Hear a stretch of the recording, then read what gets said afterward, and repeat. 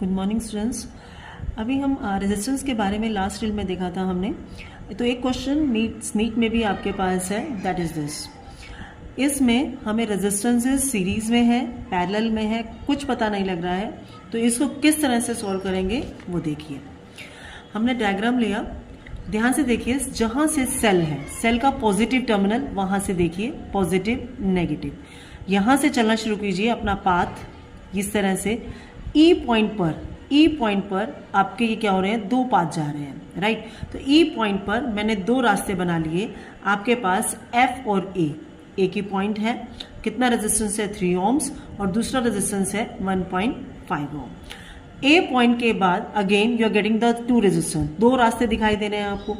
ए से एच यहां से एक रास्ता है, यदि डी से एच एक जा रहा है, तो ए से एच आपके पास ये रास्ता आ गया, एंड डी से एच आपके पास ये रास्ता आ गया through C, right. Means D and C दोनों पॉइंट सेम है। यहां पर देखिएगा ए एंड एफ ये दोनों पॉइंट्स सेम है, राइट। ए एंड डी को आपने रिलेट किया। यदि आप इसे ध्यान से देखें तो ये क्या लग रहा है, व्हीटस्टोन ब्रिज लग रहा है। स्क्वेयर के 4 साइड्स पे आपके रेजिस्टेंस है और एक डायगोनल पर आपका रेजिस्टेंस है। यदि स्क्वेयर के रेजिस्टेंसेस का रेशो सेम आता है, then it is named as the Wheatstone bridge. और ये व्हीटस्टोन ब्रिज क्या होता है, बैलेंस्ड होता है, राइट। तो ये देखिए 4 resistances R1, R2, R3, R4। इनका रेशो देखते हैं। इनका रेशो क्या है, R1 upon R2 is equal to R3 upon R4 आना चाहिए। R1 की वैल्यू कितनी है 5, R2 की वैल्यू है 2.5। इधर देखिए R3 की वैल्यू है 3, R4 की वैल्यू कितनी है 1.5। इसको सॉल्व करने पर लेफ्ट हैंड साइड कितना आ रहा है 2, राइट हैंड साइड पर भी वैल्यू कितनी आ रही है 2। तो it means these ratios are in balance. यदि ये बैलेंस्ड हैं तो जो डायगोनल वाला रेजिस्टेंस है वो क्या हो जाता है, आपका निग्लेक्ट हो जाता है। क्या हो जाएगा आपका, ये निग्लेक्ट, मीन्स ये रेजिस्टेंस काउंट अप नहीं करेगा, राइट। अब देखिए ई से एच जा रहे हैं, तो मीन्स ये दोनों रेजिस्टेंस किस में हो गए, रास्ता देखिए एक ही रास्ता है, तो इसीलिए ये दोनों रेजिस्टेंस किस में हो जाएंगे, सीरीज में। यहां से देखिए ई टू एच दूसरा रास्ता है, R4 and R2, this resistance will be in series. अब ये रेजिस्टेंस भी किस में हो जाएंगे, सीरीज में। आपको पता है सीरीज का जो रेजिस्टेंस होता है, फॉर्मूला क्या होता है, R is equal to R1 plus R2, general formula. This is the general formula, right. तो यहां पर देखिए दोनों resistance R3 and R1 are in series, तो इनका रेजिस्टेंस निकालें तो कितना आ जाएगा, that will becomes the 8 ohms. यहां से कितना रेजिस्टेंस आ गया बेटा, ये 8 ओम्स आ गया है।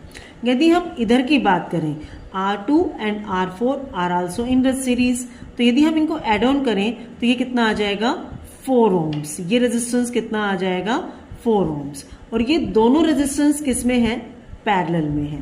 पैरेलल के लिए आपका फॉर्मूला होता है 1 upon R is equal to 1 upon R1 plus 1 upon R2।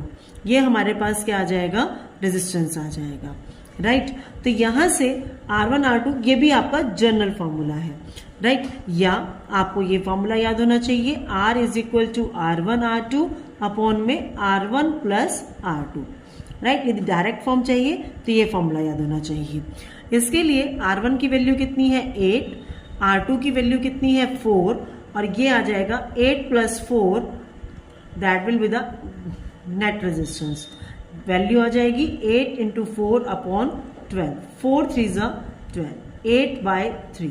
Means this resistance, this combination of resistance, इसकी वैल्यू कितनी है 8/3 ओम्स आ जाती है, राइट। मीन्स ये जो 5 रेजिस्टेंस निकाले हैं इन सबको हटाएंगे और इनकी वैल्यू कितनी आ जाएगी 8/3। क्लियर। अब 8/3 इस रेजिस्टेंस की है। ध्यान से देखिए, मैंने यहां से चलना शुरू किया बैटरी के पॉजिटिव टर्मिनल से। यहां से चलिए, ये वैल्यू है 1/3। इस रेजिस्टेंस की ओवरऑल वैल्यू कितनी आ गई है 8/3 ओम्स। आगे चलिए, this is again in series, again in series. अब 4 रेजिस्टेंस अगेन ऑब्टेन हो रहे हैं, चारों के चारों रेजिस्टेंस किस में है, सीरीज में है। एंड रेजिस्टेंस इन सीरीज का फॉर्मूला क्या है आपका, R is equal to R1 plus R2 plus R3 plus R4। बेटा वैल्यू लगाइए, 1/3 प्लस 8/3 प्लस 1.5 प्लस 5.5, राइट। तो वैल्यू कितना आ जाएगा, एलसीएम करेंगे 9/3, 3 प्लस ये वैल्यू एडन करेंगे तो आपके पास आ जाएगी 7। नेट रेजिस्टेंस कितना आ गया आपका, R डैश ले लेते हैं, नेट रेजिस्टेंस आ गया आपका 10 ओम्स। ओम्स लॉ का फॉर्मूला लगाइए, V is equal to IR। यहाँ V की वैल्यू है आपके पास 5 वोल्ट, I आपको निकालना है। यहाँ पर नेट रेजिस्टेंस R डैश है तो R डैश की वैल्यू रखेंगे 10, तो I आ जाएगा आपके पास 0.5 ampere. That is the correct answer of this question. Comes in this NEET exam. Okay, thank you.